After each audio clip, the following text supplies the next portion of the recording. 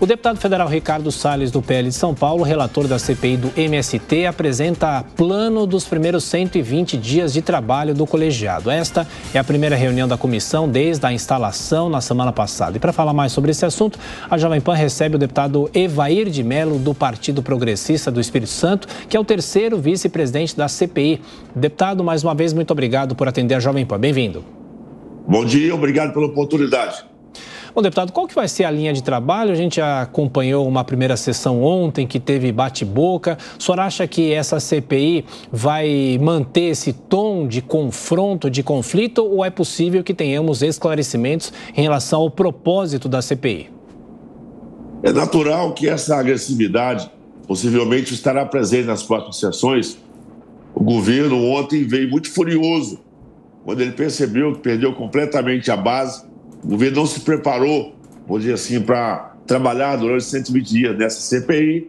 Agora escalou-se os figurões, que vieram, na verdade, com o tom de querer desestabilizar os trabalhos. Mas o nosso relator, deputado Ricardo Salles, apresentou um plano de trabalho bem sucinto, objetivo, bem claro. Isso naturalmente incomodou a base do governo, porque mostrou realmente a nossa capacidade de investigar não só a ação específica, objeto da nossa CPI, como também a compreensão histórica. Vai ser uma boa oportunidade para que nós possamos discutir com o Brasil a origem desse movimento, né, que se assemelha às Farc, se assemelha aos movimentos revolucionários da América Central, né, movimento que tem como Fidel Castro, Che Guevara como referência. São movimentos antidemocráticos. Às vezes, pelas benesses que eles fazem, a gente não percebe as maldades que estão escondidas. E a CPI será um ótimo momento para a gente fazer a sociedade ter essa percepção, tirar suas conclusões e nós possamos entregar um belíssimo relatório. Deputado, na prática, o que ficou decidido nessa primeira sessão, nessa primeira reunião de ontem sobre a CPI? Quais os principais pontos desse plano de trabalho que o senhor citou? Por exemplo, o relator Salles deu a sugestão de visitar assentamentos?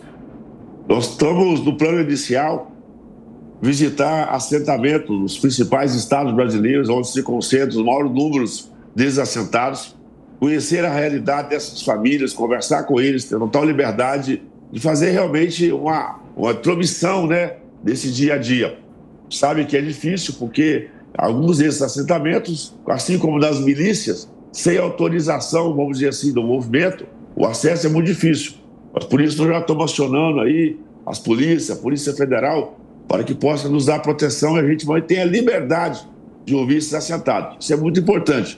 O momento também que vai ser bom vai ser, vamos chamamos o INCRA, para que possamos fazer um pente fino, naturalmente, da realidade dos assentamentos do Brasil. E hoje, na sessão de hoje, nós já vamos aprovar os primeiros convites, primeiras convocações.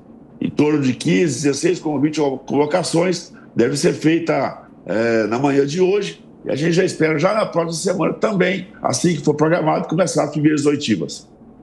Deputado, na sequência das perguntas dos comentaristas, você, Amanda Klein. Deputado, bom dia. Nessa sua fala, introdução inicial, o senhor já comparou o MST, as Farc, a milícias, chamou de movimento antidemocrático. O senhor já não está partindo de uma premissa para criminalizar o movimento? Porque os integrantes do Movimento Sem Terra dizem e o governo dizem que esse é justamente o objetivo da CPI, criminalizar o movimento. É um movimento social que nasce naturalmente das desigualdades que, como acontecem na cidade, acontecem no campo também. Você tem uma concentração fundiária muito grande no país e há famílias no campo que pleiteiam uma distribuição mais equânime, mais igualitária da terra.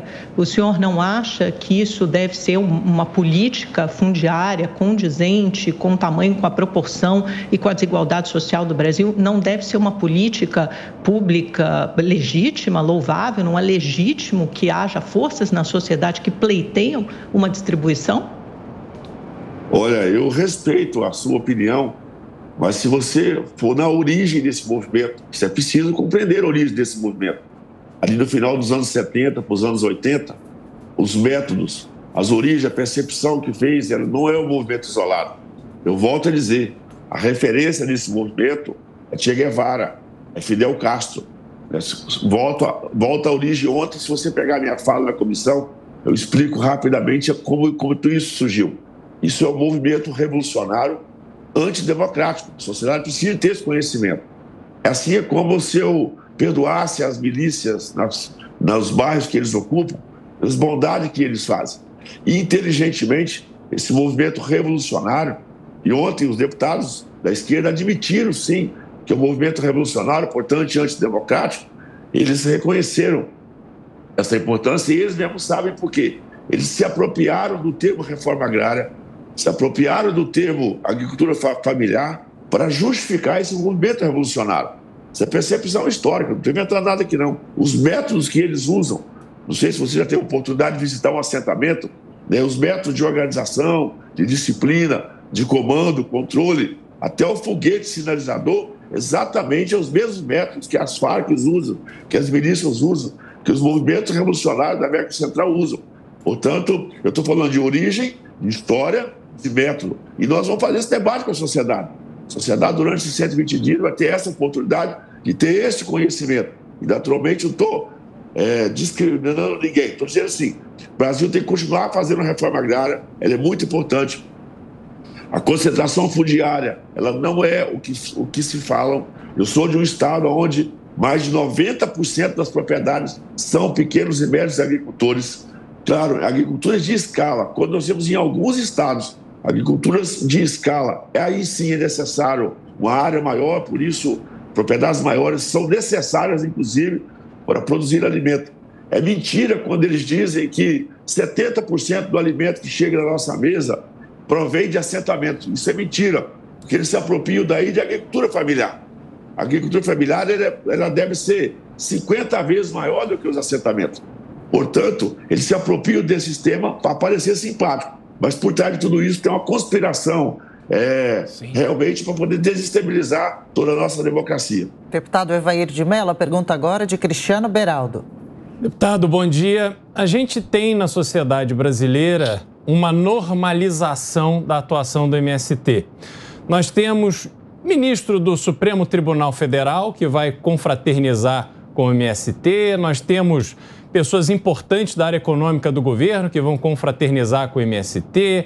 Nós temos deputados da base do governo dizendo que invasão de terra, invasão da Embrapa, está previsto na Constituição, porque as pessoas podem se manifestar numa interpretação completamente absurda do texto constitucional.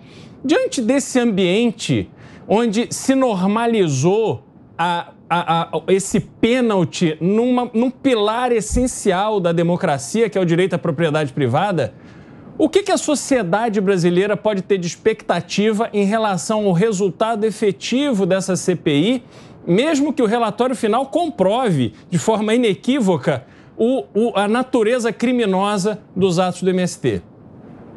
O adestramento ideológico que o movimento conseguiu no Brasil, né, nas escolas, eu fiz magistério, eu disse isso ontem, e eu sei exatamente como se mudou o modelo, por exemplo, de alfabetização. Esse movimento, inteligentemente, entrou nos movimentos, nas organizações sociais. O Brasil, antes do início dos anos 80, não tinha um movimento, tinha organizações da sociedade, tinham conselhos, né, tinham grupos de jovens do interior do Brasil, principalmente. Esse movimento ele não entrou só na terra. Ele foi para as organizações da sociedade, foi para as escolas, foram para academias e, naturalmente, ele fez com muita habilidade, eu preciso reconhecer isso, eu vou dizer quase que o adestramento da sociedade, principalmente a urbana, que levaram aquela mensagem da produção de alimento, da agricultura sustentável, né? Isso ganhou a simpatia. Nós, do outro lado, não conseguimos fazer essa mesma comunicação. Esse movimento, eu volto a dizer, os partidos de esquerda não assinaram a Constituição. Portanto, está no histórico deles, está na índole deles, o não respeito constitucional da propriedade privada, por exemplo. Invadir propriedade, destruir cerca, colocar fogo, morar debaixo de lona é condição análoga à escravidão. Eles obrigam os assentados a ficarem de forma igualitária debaixo de lona. Isso é analogia à escravidão. As situações das piores possíveis, sanitárias inclusive, para poder sobreviver. As crianças são obrigadas a fazer métodos, a fazer trabalho, a ficar dentro desses assentamentos. Isso é realmente muito feio para a sociedade. Mas eles não respeitam a propriedade privada, eles não reconhecem esse direito privado, que é constitucional. Prova disso, que os partidos de esquerda não assinaram a Constituição. Portanto, eu volto a dizer, é um movimento perigoso que aos poucos, e eles passam essa imagem. É como se as milícias, se o tráfico, e quem já morou perto de região onde a milícia e o tráfico dominam, nos domingos eles fazem almoço, no Natal eles dão presente para as crianças, fazem festa de aniversário, distribuem até algumas cestas básicas para justificar os seus crimes. E esse movimento tem a mesma metodologia, tem a mesma disciplina. E, claro, ao longo do tempo ganhou simpatia do público urbano, mas é preciso alertar que hoje essa pressão está no rural, mas amanhã ela vai chegar saqueando supermercados, ela vai chegar saqueando lojas, ela vai chegar saqueando prédios em construção. Deputado Evair de Mello, do PP do Espírito Santo, mais uma vez, muito obrigado pela entrevista. Bom trabalho, até a próxima. Obrigado.